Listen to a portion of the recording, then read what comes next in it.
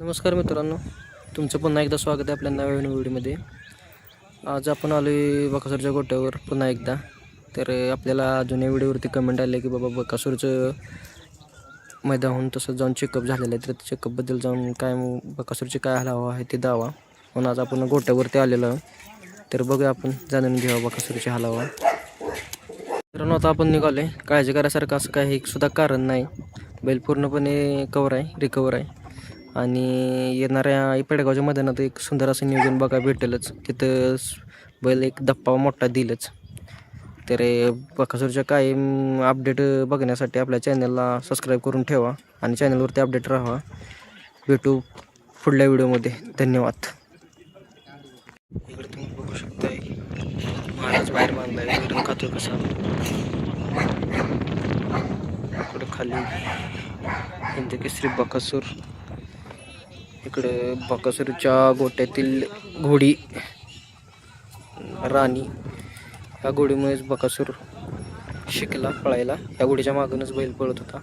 बाकीचे जनावर तिकडे बांधलेले आहेत गोट्याच्या तिकडे. हे बकासूरची पिकअप मैदानावरती जाता वेळची pickup.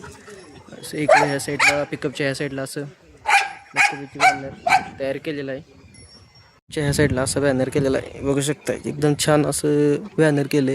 King of Maharashtra Hind Kesari Bakasur 6300 CC don.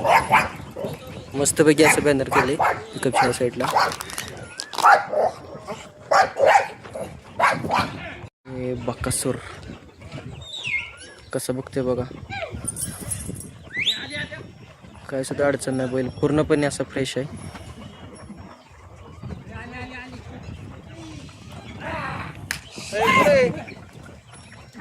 बघू शकता, मस्त असं संध्याकाळचं वातावरण तयार झालंय. इकडं असं लोक बसलेले आहेत, मोलशेट इथे बसलेले आहेत. ते कबूतर कसे उडवतात, इकडे कबूतर उडवायला चाललेत. इकडे लोक आहेत.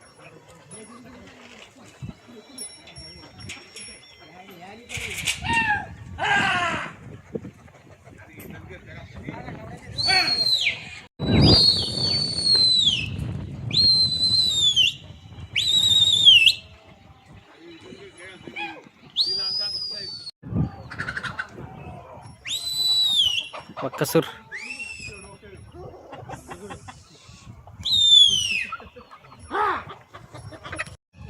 संध्याकाळचं छान असं वातावरण तयार झाले.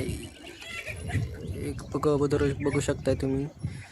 इकडं बकासूर, तिकडं महाराज मामा तिकडं आहेत, मोलशेट इथं बसलेत.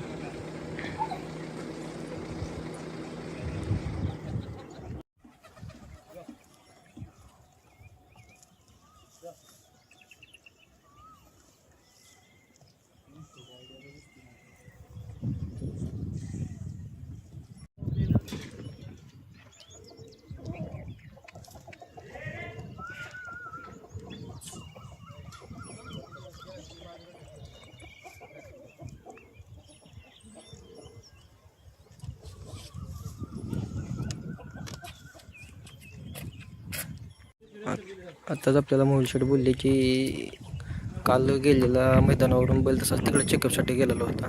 आणि चेकअप करून आल्यानंतर काय बैलाचं काही सकट अशी काळजी करण्याची गोष्ट नाही. बैल असा फ्रेश आहे, बघू शकता तुम्ही. वैरण वगैरे खातोय बैल. काय सगळं काळजी करण्यासारखं नाही. सगळं व्यवस्थित पॉझिटिव्ह रिपोर्ट आहे.